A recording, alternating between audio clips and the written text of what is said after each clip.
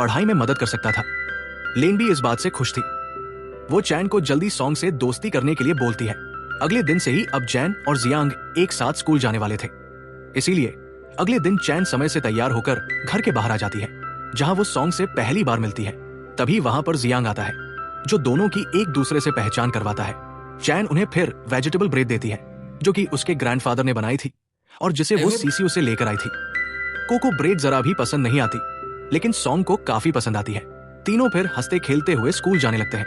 रास्ते में को ट्यूशन देने के लिए सॉन्ग से अनुरोध करता है और सॉन्ग इस बात के लिए मान भी जाता है। यहाँ पर चैन और जियांग बहुत ही कम समय में बहुत अच्छे दोस्त बन गए थे। जियांग तो उसे अपना लिटिल ब्रदर कहता था। दोनों को अब साथ में इतना खुश देखकर सॉन्ग को भी बहुत ज्यादा अच्छा लगता है। फिर स्कूल पहुंचने के बाद श्री उनसे मिलती है, जो कि उन्हें बिस्कुट देती है, जो कि उसके फादर डेनमार्क से लेकर आए थे। जियांग और चैन तो बिस्कुट खा लेते हैं, लेकिन सॉन्ग नहीं खाता था। असल में सॉन्ग और श्री जूनियर स्कूल में एक साथ थे, लेकिन फिर भी वे दोनों बिल्कुल भी करीबी दोस्त नहीं थे। इसके बाद सॉन्ग अपनी कक्षा की ओर चला जाता है। उसकी कक्षा उनसे अलग थी। वहां केवल टॉप स्टूडेंट्स ही पढ़ाई करते थे और वहीं टॉप स्टूडेंट्स इंटरनेशनल कंपटीशन के लिए अभ्यास भी करते थे। स्कूल समाप्त होने के बाद सॉन्ग जियांग को ट्यूशन पर चलने के लिए बुलाता है, लेकिन जियांग तो इंटरनेट कैफे में गेम खेलना चाहता था। इसलिए वो सॉन्ग से अनुरोध करता है कि वो चैन को अकेले ही ट्यूशन दे दे। सॉन्ग भी इस बात के लिए मान जाता है और चैन से मिलकर उसे अपने घर ले जाता है, जहां पर सॉन्ग पढ़ाई में उसकी मदद करता है। साथ ही सॉन्ग उसे इंग्लिश स्टोरीज के कुछ टिप्स देता है, ताकि उसकी अंग्रेजी में सुधार हो सके। अगले दिन स्कूल में चैन नोटिस करती है कि वो गलती से सॉन्ग की गणित की कॉपी ले आई थी।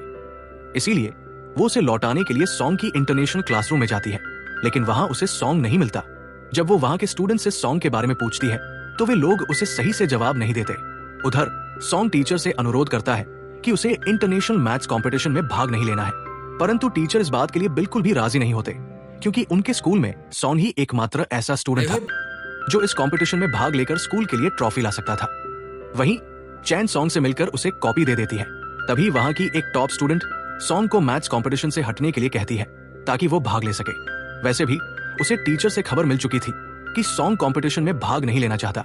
इन सब बातों से चैन को समझ आ जाता है कि सॉन्ग ने उसे ट्यूशन देने के लिए ही कंपटीशन में भाग नहीं लेने का निर्णय लिया था। ऊपर से स्कूल के कुछ स्टूडेंट्स उसके और सॉन्ग को लेकर बहुत ही बुरी बुरी बातें कर रहे थे, क्योंकि सॉन्ग की नोटबुक चैन के पास थी और दोनों एक साथ स्कूल आया करते थे। अब अपने बारे में ऐसी बातें सुनकर चैन बाथरूम में जाकर रोने लगती है। तभी वहां जियांग आता है और उन स्टूडेंट्स को बहुत बुरा भला कहता है, क्योंकि वो अब चैन का अच्छा दोस्त बन चुका था और उसके बारे में कोई भी बुरी बात नहीं सुन सकता था। चैन जब बाथरूम से बाहर निकलती है तो जियांग उससे इधर उधर की बातें करके उसे सहज महसूस कराता है, लेकिन घर वापस जाने के समय चैन ट्यूशन जाने से इनकार कर देती है, ताकि सॉन्ग अपने कंपटीशन पर ध्यान केंद्रित कर सके। साथ ही लोगों की बातों की वजह से वो सॉन्ग और जियांग से थोड़ा दूर भी रहना चाहती थी। इसलिए जब सॉन्ग की माँ, जिनका नाम हाओ था, उसे डिनर पर बुलाती है, तो वो वहां जाने से मना कर देती है और बहाना बना देती है कि उसने पहले ही खाना खा लिया है। हाओ को यह बात बहुत अजीब लगती है, क्योंकि चैन की माँ लिन तो ओवर ड्यूटी कर रही थी। इसीलिए उन्होंने हाओ से अनुरोध किया था कि वो चैन को भी डिनर खिला दे, क्योंकि वो उसके लिए खाना नहीं बना पाएगी।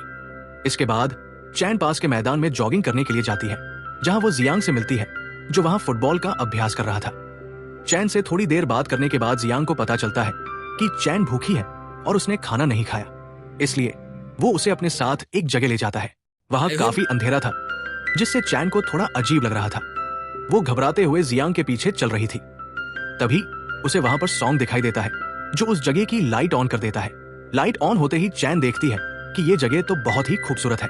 वहां एक बैठने का स्थान भी था और ये जगह उनके घर के पीछे स्थित थी। जियांग चैन को उनके एक पपी डॉग से मिलवाता है, जिसका नाम उन्होंने रखा था। इसके बाद सॉन्ग चैन के लिए टिफिन निकालता है। दोनों को यह पता था कि चैन भूखी होगी, इसीलिए उसने जियांग को कहकर चैन को वहां बुला लिया और घर से खाना भी ले आया, ताकि वो उसे खिला सके। जियांग फिर चैन से कहता है कि वो बिना किसी चिंता के वहां बैठकर खाना खाए। उसके अनुसार ये उनकी सीक्रेट लोकेशन है, जहां उनके अलावा कोई और नहीं आ सकता। बस इतना कहने की देर थी कि उनकी सीक्रेट बेड के नीचे मौजूद रोड से सॉन्ग की माँ हाओ की आवाज आती है। उन्हें भी पता था कि उनका बेटा अपने दोस्तों के लिए खाना लेकर वहां आया है, इसीलिए वो घर से और खाना उनके लिए पहुंचाने आई थी। तभी चैन को याद आता है कि कल वह भी उसी सड़क पर खड़े होकर रोने की प्रैक्टिस कर रही थी, और तब जाकर उसे पता चलता है कि उस दिन जिन दो लड़कियों ने उसे देखा था और हंस रही थी, वे कोई और नहीं बल्कि हाओ और जियांग थे। ये बात जानकर चैन थोड़ी शर्मिंदगी महसूस करने लगती है। तभी जियांग और सॉन्ग फिर से उसे ट्यूशन लेने के लिए कहते हैं। साथ ही वे उसे सलाह देते हैं कि वो कॉलोनी के किसी भी घर से आए इनविटेशन को मना न करे, नहीं तो उनके माता पिता को बुरा लगेगा। इस कॉलोनी के बच्चे कभी भूखे नहीं रहते। यदि किसी के माता पिता ओवर ड्यूटी कर रहे हो तो बाकी माता पिता एक दूसरे के बच्चों का ख्याल रखते हैं। ये जानकारी पाकर चैन को भी समझ में आ जाता है कि केवल कुछ स्वार्थी लोगों की बातों पर ध्यान देकर उसे अपने इतने अच्छे दोस्तों को नहीं खोना चाहिए। अगर वो बाहर के लोगों की बातों से प्रभावित होने लगेगी तो वो कभी भी अपनी जिंदगी का आनंद नहीं ले पाएगी।